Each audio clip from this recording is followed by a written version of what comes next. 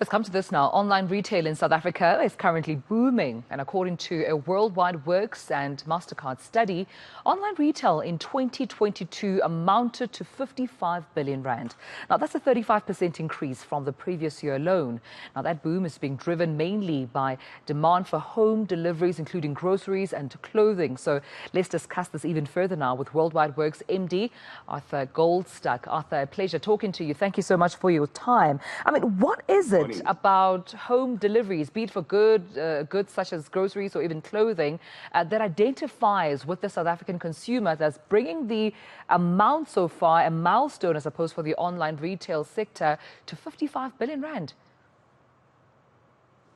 The big thing is that people were forced to discover the convenience of online retail, because prior to that, people were either nervous of it or they felt that it was more enjoyable going to the shops. I'm not sure what's enjoyable about shopping for groceries, but that was the mindset of the public in general. And then with the pandemic, they were forced to discover online. It went from something like 4% of South Africans to 27% of South Africans shopping online. And once they had experienced the convenience and the cost effectiveness of online retail, there was no going back. And the growth in uptake of online retail has been relentless, not because more and more people are starting to shop online, but rather because more of their shopping is being moved online. If you know what you want and you know what a particular store is going to provide, it just makes so much more sense to buy it online, because the cost of delivery is often a lot lower than the cost of getting to a store, even paying for parking and the cost of petrol and the time that it takes. That's interesting. I hadn't looked at it that way. But is that why you refer to it as the pandemic dividend?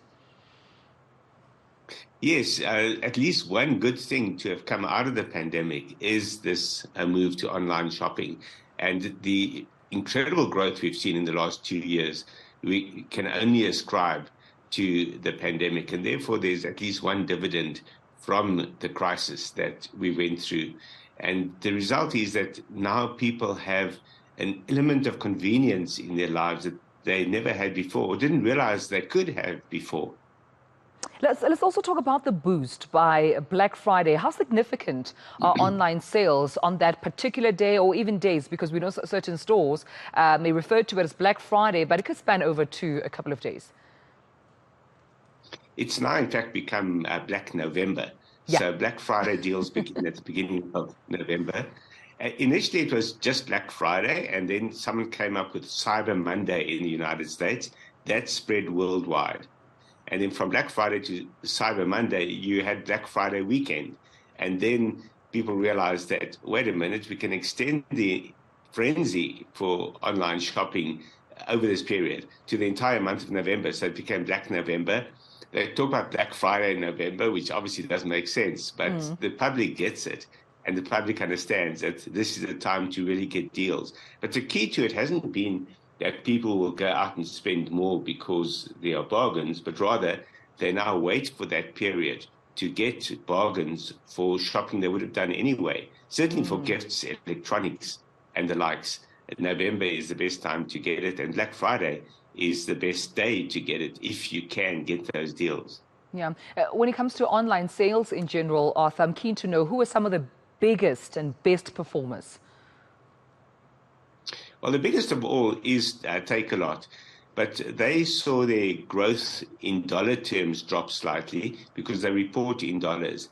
But it was a very marginal drop. And when you look at the rand-dollar exchange rate from last year to this year, in fact, they went up quite significantly, because last year the average rand-dollar exchange rate was about 14.70 to the dollar. This year it's been more like 17 to 18 rand to the dollar. So if you're keeping the same dollar amount, that means you've grown fast. But the dramatic growth in terms of the smaller players has come from Checkers 6060. Checkers as a whole has boomed, even as grocery sales have fallen in South Africa. Checkers has increased partly on the back of 6060. which grew by 150% from the middle of 2021 to the middle of 2022. Massive growth. And then Mr. Price saw significant growth, partly because they bought Yuppie Chef, gave them a big boost in terms of online retail. They grew by 48%. That's massive. And then Pick n Pay say that over 2 years, their online retail sales grew by 72%. So all of that supports this overall growth of around 35% in 2022. Yeah. So with this obvious and quite significant shift in online, shopping behavior, did it affect retail trade sales negatively? Not at all. What we saw in general was that the recession, or at least the recessionary conditions, caused a stagnation of total online retail. According to Stats SA, online retail dropped by about 0.6% in the first 3 quarters of this year, compared to last year where it increased by about 9%. So it really slowed down. So when you see online retail growing to the extent it does, what you are really seeing is a shift of behavior. People taking the existing physical retail shopping into the online space. So it's not new spending, it's spending that would have happened anyway. But it's just that a bigger proportion of it now, close to 5%, is now happening online. I just wonder, when it comes to some of the security threats and challenges we often hear about online, be it fraud or scammers, if that any at all has sort of, affected how shoppers choose to shop online, or are they not bothered at all by security breaches, when it comes to transactions, putting their personal information online, etc.? That's usually the excuse people give before they start shopping online. That it's not secure. They're scared of their credit card details being stolen.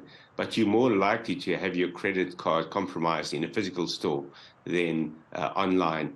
And as the big brands have all come to the party with online retail offerings that provide, for example, 60-minute delivery, and that's now fairly standard from the big players, there's an element of trust there, because people know that if something goes wrong with a major brand like that, they do have recourse.